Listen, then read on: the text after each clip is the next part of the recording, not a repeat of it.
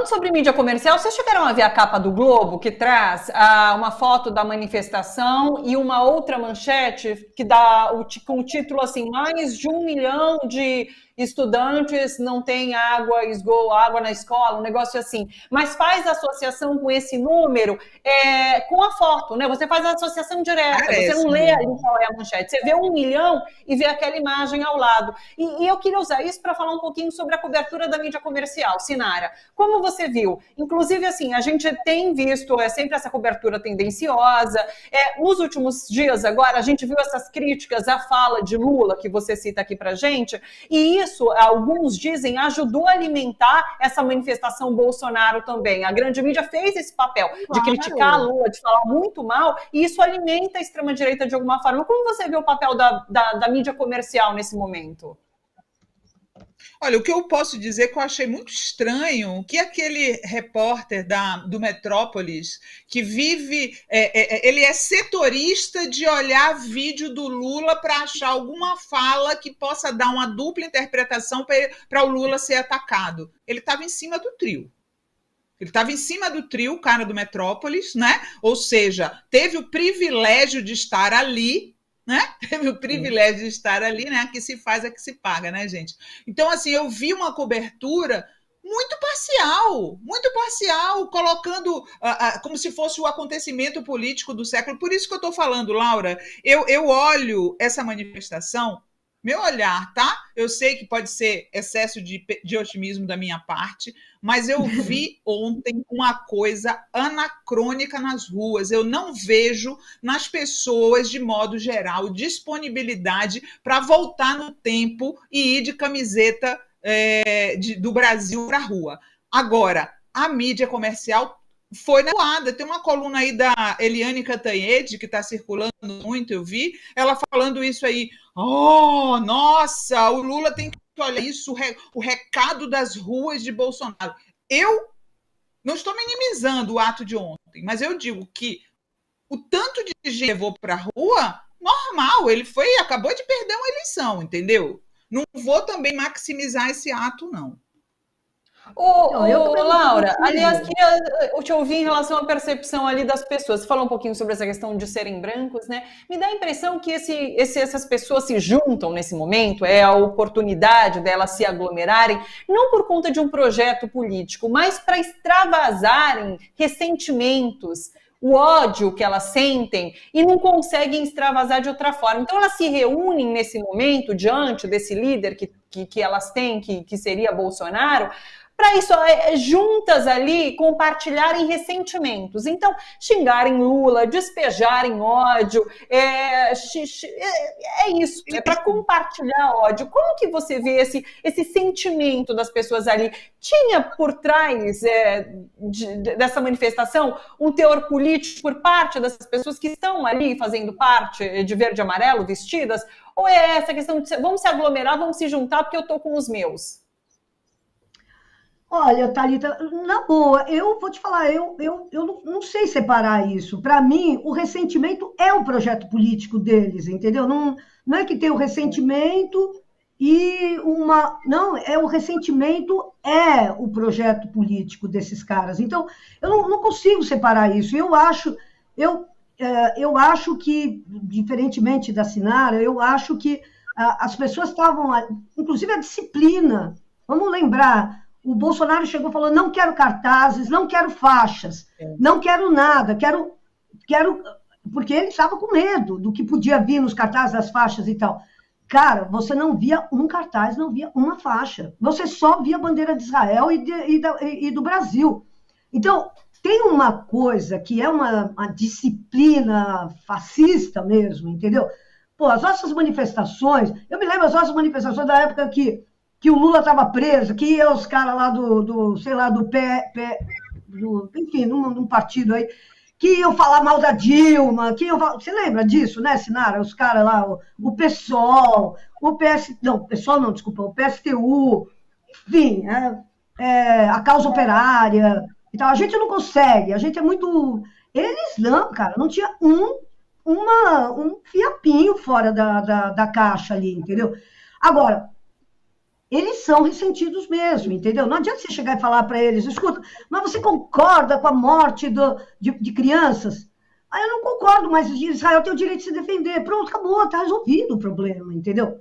Então, eu acho que não, eu acho que, aliás, eu acho que eles têm uma capacidade rara que nós não estamos tendo, porque a gente tem assim, eu estava até comentando isso agora há pouco, eles têm uma capacidade rara de fazer com que o sentimento do agronegócio seja compartilhado pelo cara que é contra preto, ou pelo cara que é contra gay, ou contra... Então, fala em contra a ideologia de gênero, viva o agronegócio, entendeu? Eles têm eles formam um tronco a partir de artérias que vêm dos mais remotos lugares. Nós não temos isso. Isso eu acho uma fraqueza nossa enorme, que é isso. Você vai numa passeata uma parada LGBTQIA+, quem vai estar lá? LGBTQIA+. Você vai numa passeata de preto, quem vai estar lá? Preto. Você vai numa passeata de mulheres contra o feminicídio, quem vai estar lá? Mulheres. Você vai numa passeata a favor do povo palestino, vai os palestinos. Eles não têm, eles conseguem formar um tronco muito forte a partir de canos de alimentação que vem dos mais recônditos lugares, entendeu? Então, é isso que faz a força deles e não faz a nossa. Porque alguém fala assim, mas eles fazem a marcha para Jesus e nós fazemos uma parada gay. Ok, mano, ok, mas você percebe que a parada gay é diferente de um negócio que defende o fascismo, que defende isso, que defende... É diferente. Então, a esquerda, é verdade mesmo que ela está muito, sabe, muito fracionada. Muito fragmentada. E a gente não consegue juntar isso tudo numa causa comum. Coisa que, aliás, coisa que eles conseguem. E o último a conseguir isso, quem foi o nosso querido Lula, né? É isso.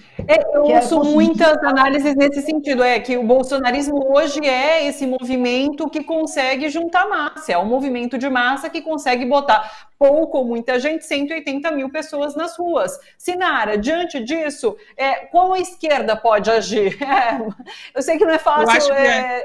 Faz um tempinho já que a esquerda não está muito afim de ir para a rua, né? Isso aí a gente tem que reconhecer que a gente não está tendo uma vontade de ir para a rua por parte da esquerda. Não teve na época do golpe contra a Dilma, não teve na época do governo Bolsonaro, até por medo mesmo, né? Porque, sei lá, eles podiam sair atirando nas pessoas, acho que as pessoas ficaram amedrontadas, e agora não está tendo porque as pessoas estão contentes que o Lula ganhou e estão dando uma descansada, entendeu? Então, assim, até porque a gente não tem razão para ir para a rua, né? Eu acho que tem um pouco isso também, Thalita. Tem muita coisa sendo construída, né? Tem muita notícia positiva que nos chega de uma forma ou outra e realmente talvez falta uma grande causa para as esquerdas se unirem e irem para as ruas. Laura, como você vê? Olha, eu acho que... Eu não me canso de falar isso, né, Thalita? Você sabe que para mim, eu acho que os caras, eles conseguiram o aparelho ideológico mais poderoso, para usar a expressão do Althusser mesmo, mas um puta aparelho ideológico poderoso que estava meio desbalangado no Brasil com a falência da teologia da libertação, e eles se apropriaram desse aparelho ideológico incrível que é a religião, que é um negócio que lida com afeto, que lida com um sentimento de pertencimento, de congregação, de coletivo, de apoio, e nós não temos isso, nós não temos. Então, eu acho que poderia jogar um papel importante a questão da comunicação nisso, entendeu? Que, infelizmente, até mesmo religião, né, Laura? Eu já tenho falado há algum tempo que a gente estava precisando de comunidades evangélicas de base, né? Eu acho que a gente não pode deixar a igreja evangélica para o resto da vida, né? Até agora foi, né? Dominada pela extrema-direita. Eu acho que a gente tem que entrar no embate teológico, né? Eu vi que começaram agora algumas vozes a se juntar a mim, no sentido de dizer que essas pessoas não são cristãs. Eu estou falando em termos teológicos. essas pessoas não são cristãs, elas nunca citam o Evangelho, elas só citam o Antigo Testamento, daí eles se encontram com Israel nesse ponto, né? Eles se encontram com Israel porque eles, tecnicamente, teologicamente, não são cristãos. Eu desafio alguém a me mostrar uma fala do Malafaia em que ele cita Jesus.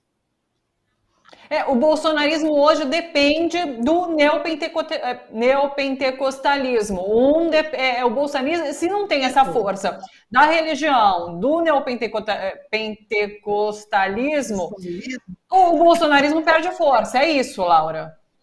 É isso. Agora, eu acho assim, que nesse sentido, por exemplo, o Trump é um cara que tem todo o apoio dessas igrejas neopentecostais americanas também, né? Aliás, as nossas igrejas neopentecostais vieram de lá também. Por isso é que eu não sei se é tão possível, sabe, ensinar a fazer essa disputa, porque a matriz deles é uma matriz colonialista, que eram os missionários, entendeu? Que ficavam colonizadora e tal, não sei o que. Então, eu não acredito muito nisso, mas eu até abro a possibilidade, eu estou mais acreditando em outras coisas, sabe, atualmente, mas eu acho que esses caras apoiam o Trump também, entendeu, nos Estados Unidos. Só que o Bolsonaro se identifica organicamente com eles, entendeu? Ele tem uma mulher evangélica, ele tem aqueles filhos que são aquela aberração moral, ele mesmo é uma aberração moral, ele tem o nome Messias, ele é um cara que foi se batizar nas águas do Rio Jordão. Entendeu? Ele construiu um personagem, mais do que o Milley, mais do que o Trump. Ele construiu um personagem absolutamente afinado com esse segmento demográfico do Brasil, que é só o segmento que mais cresce, e é o mais interessado em religião. Então, não adianta a gente ter a maioria da população católica, como a gente tem, se é um bando de... como é que chama aquilo? Não praticante. Mas não praticante não é religioso, entendeu? Essa que é a verdade, entendeu? Religioso é um cara que vai lá, paga o dízimo, essas coisas todas. E o Bolsonaro se identificou completamente com esses caras. Então, ele está pilotando o setor mais dinâmico dessa coisa, dessa psicologia de massa, sabe? Que é o setor que mais se mexe. Então, se a gente for pensar na psicologia de massas, nós ainda estamos muito ruim, entendeu? Sem contar, né, que, vamos falar, tem tudo isso, tem o apoio das igrejas, tem isso, né? Agora, mano, o que acontece na televisão aberta também é uma vergonha, entendeu? Você vê o que a Globo está fazendo em termos de discurso da ordem, da violência, porque os programas da Globo todos começam com cobertura de crime, entendeu? É o roubo de celular, é o golpe na internet, é o não sei o que lá, socorro, polícia, faça alguma coisa, tem que matar, tem que... Não, e assim, vergonhice com que se lida, o policial vai e mata um cara no meio da rua, bandido, e acabou, entendeu? E o cara é preto também, acabou, entendeu? Então, tudo isso são discursos acessórios ao discurso da ordem e do ressentimento, que fazem parte também desse mal-estar que as pessoas vivem, entendeu? Como é que eu vou fazer para andar na rua com o meu celular, entendeu? Sabe? Como se fosse, entendeu? Medo, começou né, agora. Laura? É o medo. Eu vi essa mudança, inclusive, a Globo News, há um tempinho atrás agora, tinha mudado um pouquinho essa linha editorial, ela abria sempre realmente falando sobre um crime aí que está na praça, um golpe que está aí acontecendo, e agora voltou a entrar mais em política, mas ele estava com essa editoria, assim, crime aí bastante forte, e agora voltou a falar mais de política. Isso fora da Atena, fora a Record. Fora a TV aberta, com certeza. A TV aberta, isso daí tem de monte, isso. Ô, Sinara, falando inclusive sobre mídia e as coberturas, você fez essa fala excelente, inclusive, do Lula defendendo os palestinos e isso, assim, aumentando o tom, né? Ele cada vez mais aí colocando isso em pauta para a discussão interna e externa. E a gente tem o Silvio Almeida hoje fazendo uma fala super importante ali no Conselho de Direitos Humanos da ONU, falando em genocídio, falando sobre o respeito que Israel deve à ONU o que está sendo discutido ali, né? Como que você vê mais esse passo, então, do governo brasileiro na defesa, na condenação de Israel e defesa dos palestinos? Eu acho que o governo do Brasil está fazendo uma pressão justíssima e que uma hora vai ser reconhecida pela comunidade internacional, né? Porque se o massacre que se prevê acontecer em Rafah vier a acontecer, Lula avisou. Se não vier a acontecer, o Lula teve um papel nisso, certo? Então, assim, eu acho que a voz do Lula hoje é importantíssima. Olha, eu vou dizer uma coisa para vocês, tem muita gente falando do nosso campo, e eu vou repetir aqui para vocês, pode parecer puxa-saquismo, mas o Lula é o melhor presidente, o melhor chefe de Estado do mundo hoje, gente. Tá difícil a concorrência com o Lula, viu? O Lula está colocando coisas para o mundo que nenhum governante está colocando. Ele está fazendo um papel de um estadista em nível mundial que ninguém está fazendo no mundo hoje, tá? Ele está pautando essa discussão, inclusive, do Conselho de Segurança, da necessidade da necessidade de reforma do Conselho de Segurança por conta dessa falta de ação do Conselho de Segurança que nenhum outro país está tendo coragem de denunciar, né? Isso há bastante tempo. Então, ele está tendo um papel importantíssimo nessa geopolítica mundial. Laura, comente também. Não, então eu vou comentar, porque eu vou comentar, porque o Lula, para mim, é aquilo, ele é muito melhor do que o PT, né? Vamos falar real. Não, e a passada de pano do Jacques Wagner no massacre em Gaza? O que dizer sobre isso? Entendeu? Vergonha. E o que dizer do Alberto Cantalice, um dos caras da Fundação Perseu Abramo, que fica atacando o Breno Altman, dizendo que o Breno Altman está querendo só lacrar nas redes, como se o Breno Altman precisasse disso, sobre o apoio do Breno ao povo palestino. E o que dizer sobre a fala do Alberto Cantalice, se curvando vergonhosamente a toda a tese punitivista, dizendo que tem que acabar com as saidinhas, criar prisão perpétua, aumentar o punitivismo todo. É aquela coisa, tem um setor da esquerda que, infelizmente, está muito abrigada dentro do PT, que quer fazer é incrível, parece que eles querem, olha, Lula, você é bom, mas não é tudo isso, hein, meu? Eu digo, ele é tudo isso, é muito melhor do que esses caras, entendeu? Então, tem um setor reacionário dentro do PT, que particularmente aquele homem maravilhoso ali da Baixada Fluminense, lá, Quaquá, meu Deus! Quer dizer, que é a escória da escória, entendeu? Então, eu fico muito feliz que o representante do partido que eu ajudei a construir é esse homem incrível e corajoso desse jeito, entendeu? Então, para mim é isso mesmo, concordo total com a Sinara. Não existe chefe de Estado hoje como Lula. E não teria existido a manifestação da África do Sul se não houvesse a concertação, o combinado entre os países dos BRICS, entendeu? Quer dizer, por mais que a África do Sul tivesse todos os motivos e mais um pouco, a África do Sul não teria a força que teve para chegar lá enfrentando aquilo tudo. Então, cara, sinto muito, entendeu? Que Deus abençoe o Lula, mantenha ele aqui por 1 milhão de anos, até porque tudo que eu não quero é uma eleição disputada pela Janja com a Michele. E a hora que ele estava falando da Michele, eu falei, ai, meu Deus do céu. Pensei, aqui veio a Janja versus Michele. Aí sim nós vamos saber que bosta de país é esse.